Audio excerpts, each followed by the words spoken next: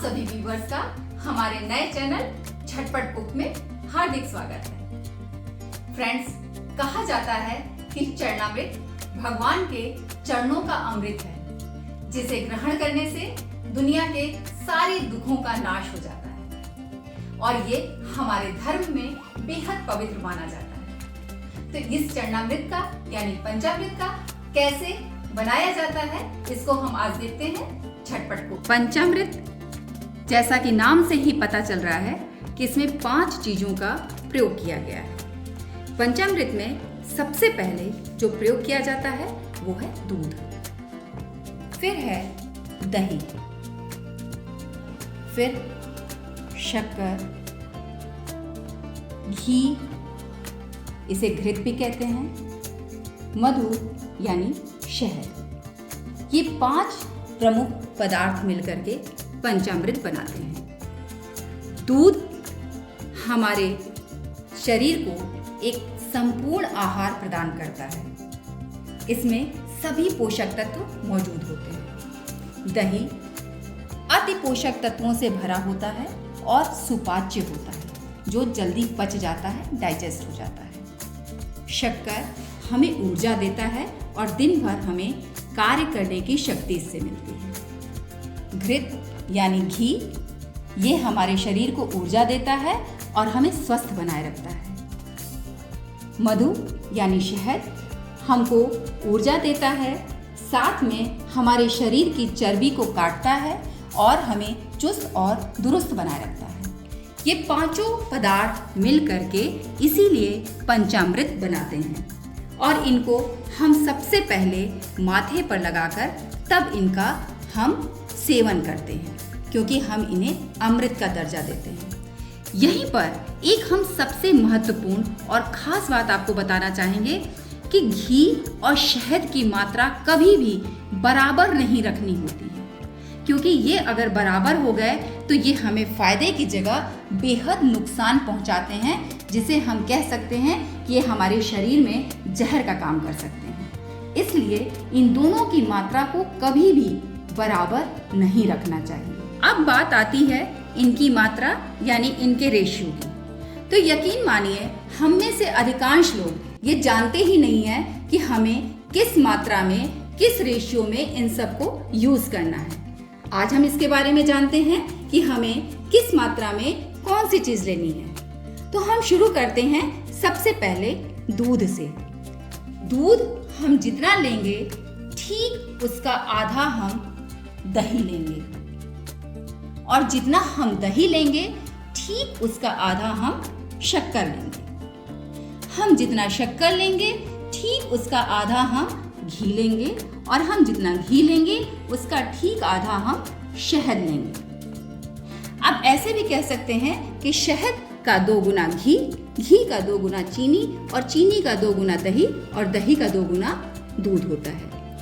हमारे शास्त्रों के हिसाब से जो हम पूजा पाठ करते हैं उसमें गाय का ही दूध, गाय की ही दही और गाय का ही घी मान्य होता है।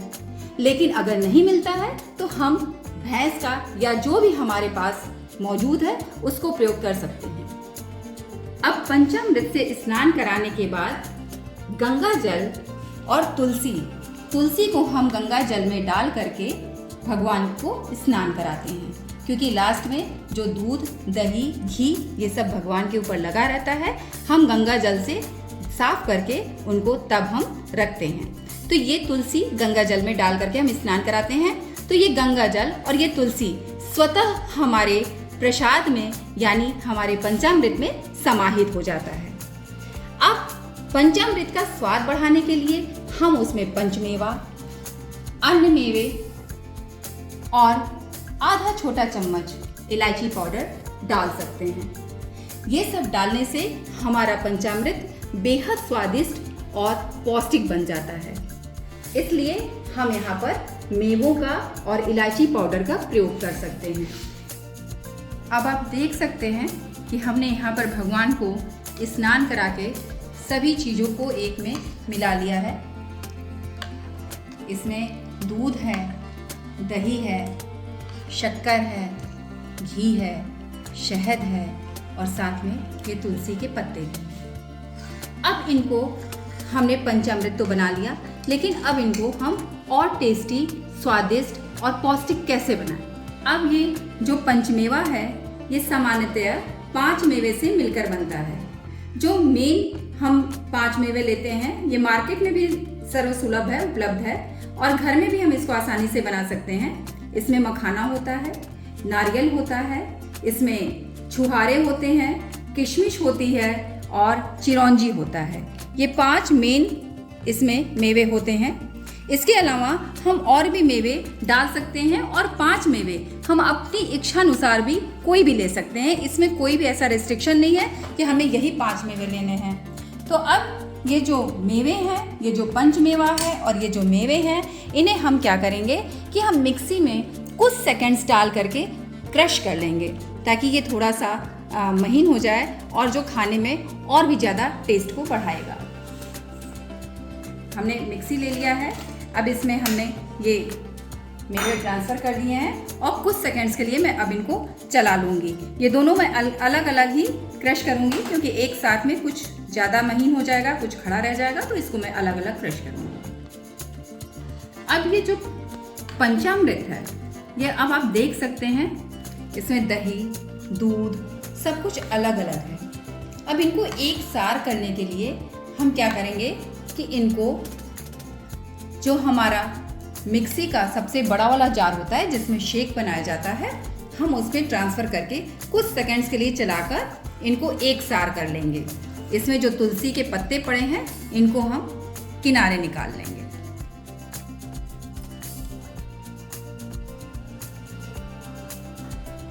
इन पत्तों को हम किनारे निकाल ले रहे हैं, क्योंकि अगर ये उसी में पिस जाएंगे तो अच्छा नहीं लगेगा। और अब इन्हें हम मिक्सी जार में ट्रांसफ़र कर दें। फ्रेंड्स, अब आप देख सकते हैं कि ये हमारा पंचामृत एकदम मिक्स होकर के बहुत से अच्छे टेक्सचर में आ गया है। और ये चूँकि मिक्स हो गया है तो बहुत थिक सा भी हो गया है। फ्रेंड्स, हमारे घर में पंचामृत बेहद पसंद किया जाता है और इसके साथ कोई कॉम्प्रोमाइज़ नहीं होता। सभी को फुल क्वांटिटी चाहिए होती है, इसलिए हमारे यहाँ चरणामृत बहुत अच्छी क्वांटिटी में बनाया जाता है। और ये मेवे हम यहाँ पर मिला देंगे। मेवे आप अपनी इच्छानुसार जितनी मात्रा चाहे उतनी मिला सकते हैं। हम थोड़ा सा ये गार्निशिंग के लिए बचा लिए हैं। ये हमने जो काजू और बादाम क्रश किया था वो भी हम मिक्स कर दे रहे हैं। और ये इलायची पाउडर,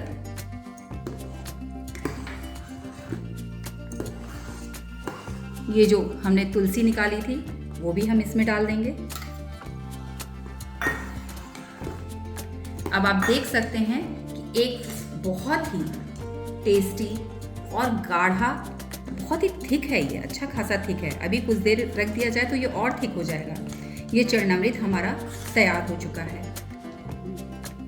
फ्रेंड्स, वैसे तो ये पंचामृत यानी चरणामृत मिट्टी के बर्तन में बनाया जाता है, जिसे हम मिट्टी का पात्र कहते हैं। किसी भी मिट्टी के बर्तन में बनाया जाता है, लेकिन अगर वो उपलब्ध नहीं है तो आप स्टील के बर्तन में या चांदी के बर्तन में, जो आप चाहें उसमें बना सकते हैं। लेकिन विशेष ध्यान रखिएगा कि ये तांबे के बर्तन में या पीतल के बर्तन में नहीं बनाइएगा। अब हम इसको सर्व करते हैं। मेरे पास ये मिट्टी का बर्तन है, इसमें मैं सर्व करूंगी।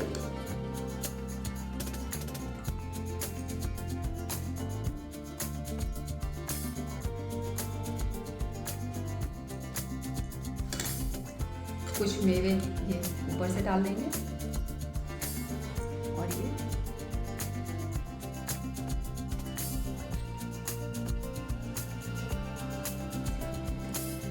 ये अब बिल्कुल हमारा पंचामृत तैयार है। इसे भगवान को भोग लगाइए, भगवान को चढ़ाइए, खुद खाइए और औरों को खिलाइए, क्योंकि कहते हैं प्रसाद जितना बांट कर खाया जाए उतना ही अच्छा होता है। फ्रेंड्स, इस भागती दौड़ती जिंदगी में अगर आप कुछ हेल्दी, टेस्टी और झटपट बनने वाली रेसिपी चाहते हैं तो हमारे झटपट कुक चैनल को लाइक, सब्सक्राइब और शेयर करिए। साथ में उसमें कमेंट करके अपने विचार भी देते रहिए।